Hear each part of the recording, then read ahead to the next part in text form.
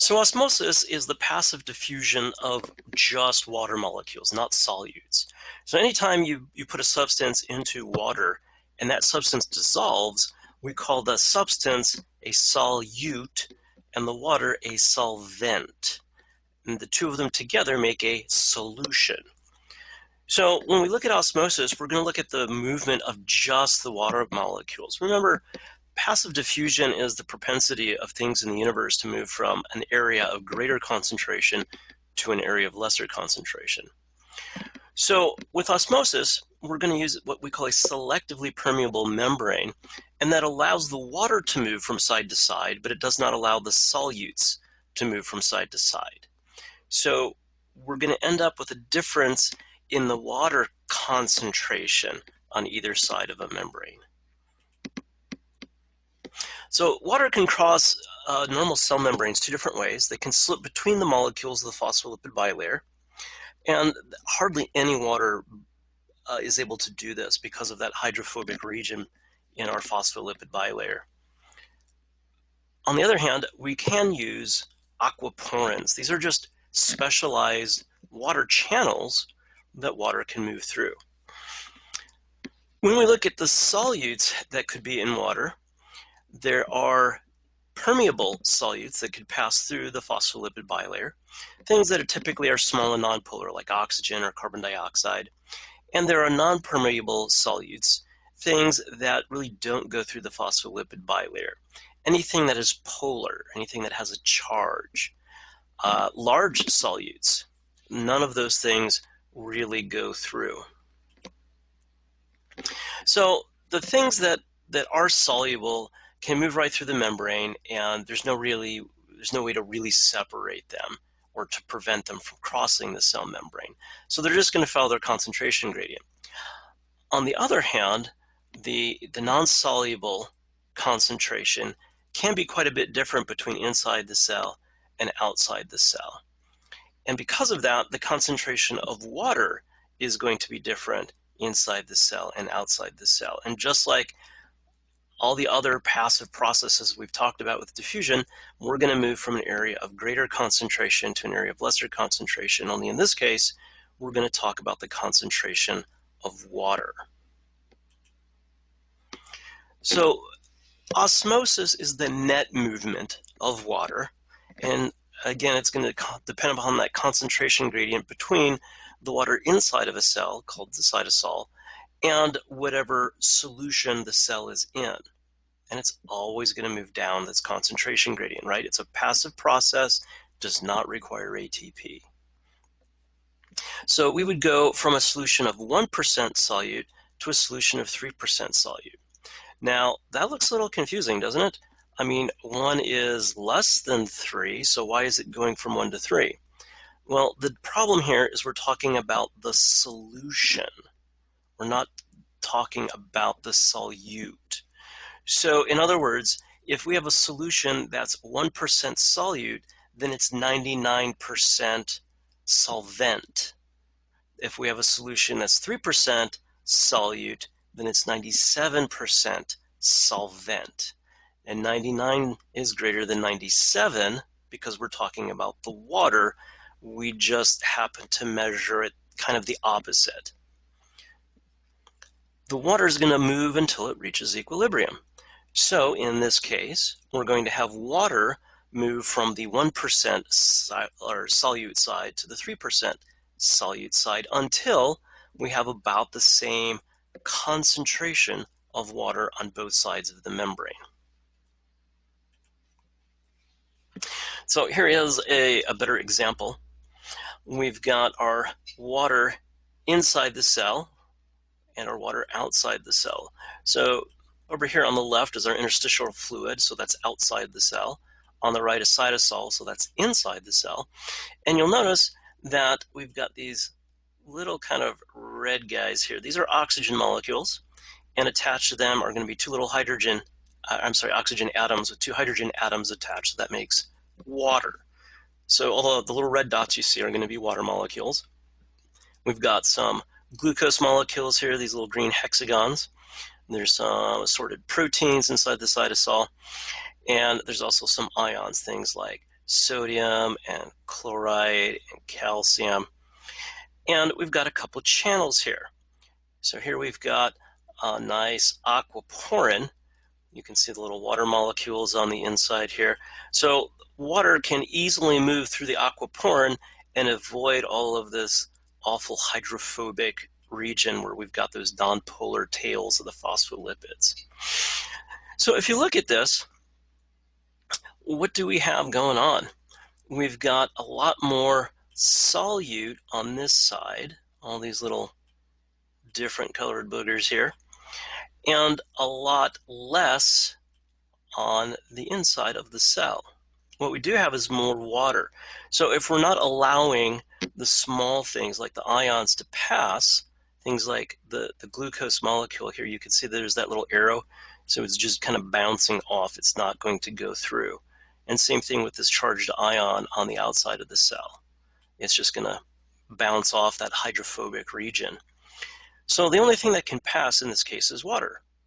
And if you look, we've got a higher concentration of water inside the cell than we do outside. And so the water is going to just follow its concentration gradient. And in this case, we call that osmosis. So osmotic pressure is the pressure that causes the water to move across that semipermeable membrane. And just due to the differences in the concentration of the solutes. So the steeper the difference, the bigger the difference there, the more water that will get moved and the greater the pressure.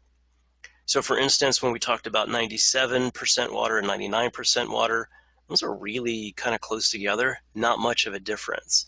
On the other hand, if we had 10% water and 90% water, that would be a large osmotic pressure, a much more steeper gradient. This is important because we start looking at something called hydrostatic pressure. And this is the amount of pressure exerted by a fluid on the wall of its container. Remember, all those little molecules are all kind of running around like little bumper cars and bonking into each other. And at any given moment in time, some of them are crashing into the sides of the container they're in. So that's hydrostatic pressure. The more energy that we give them in the form of heat, the faster they're going to move around and the harder they're going to hit the sides of the container.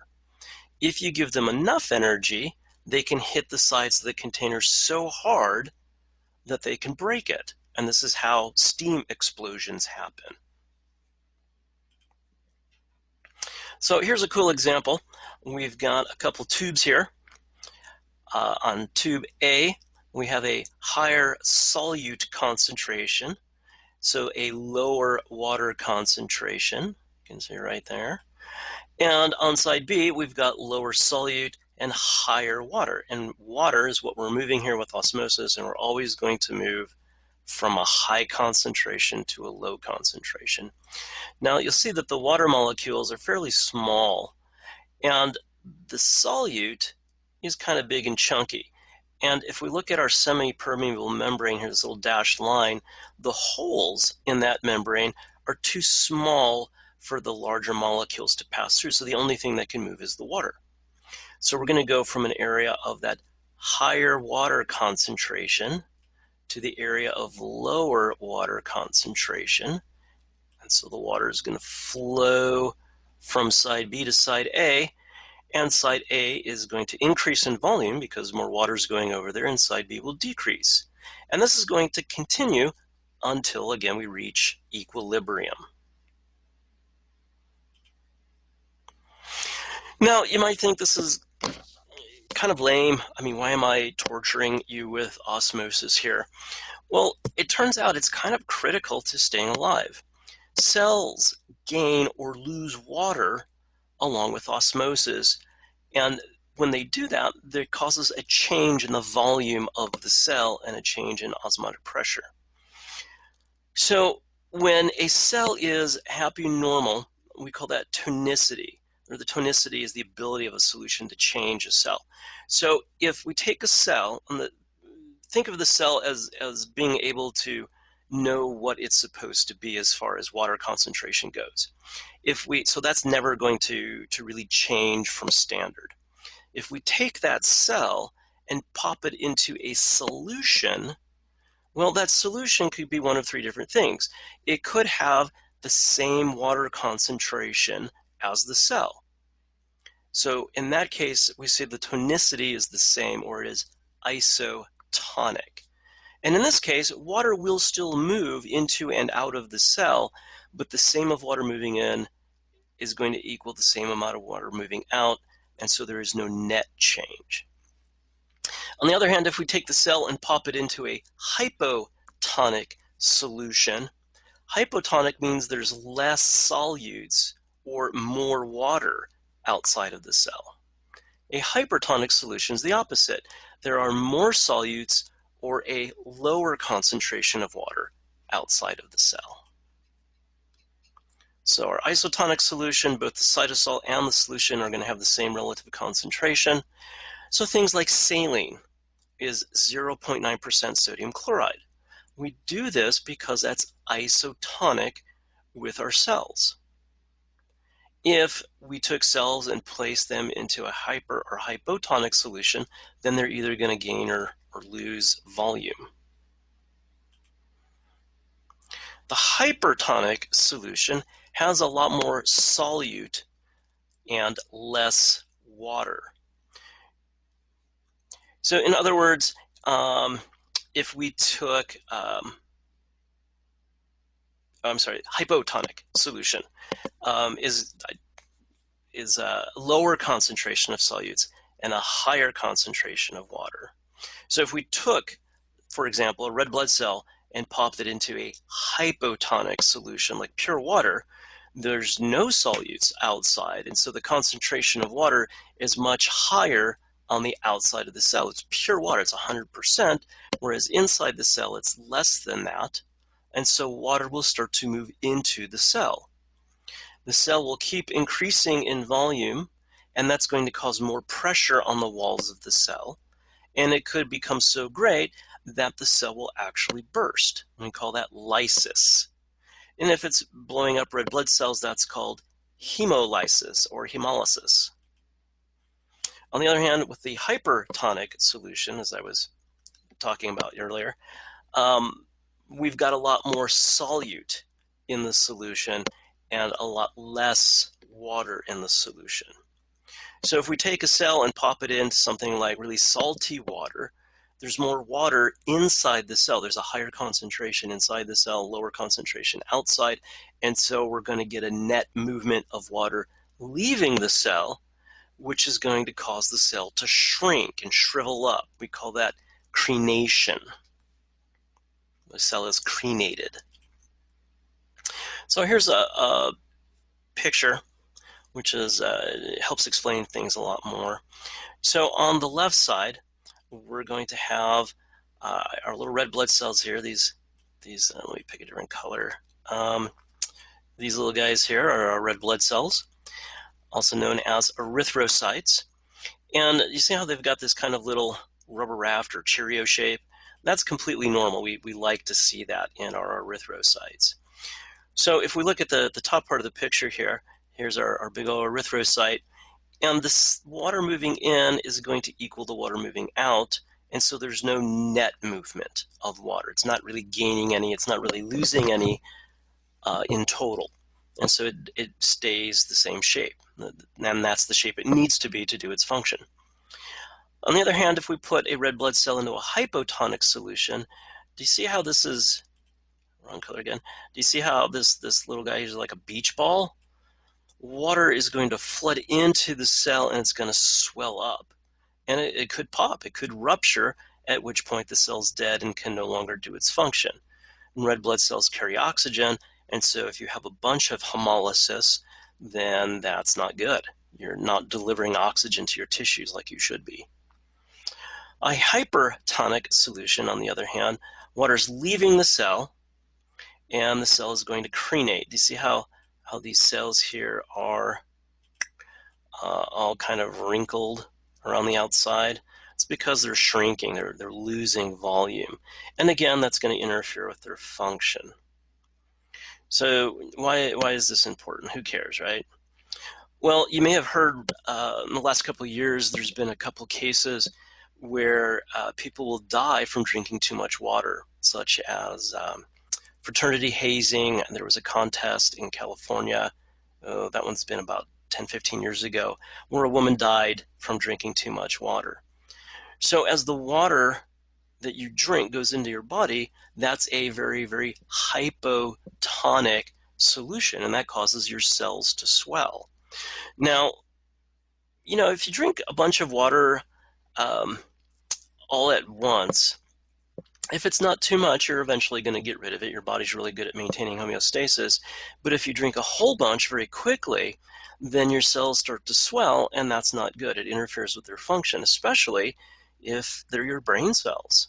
So all of your cells are going to swell, including your neurons, and that's really going to interfere with their function.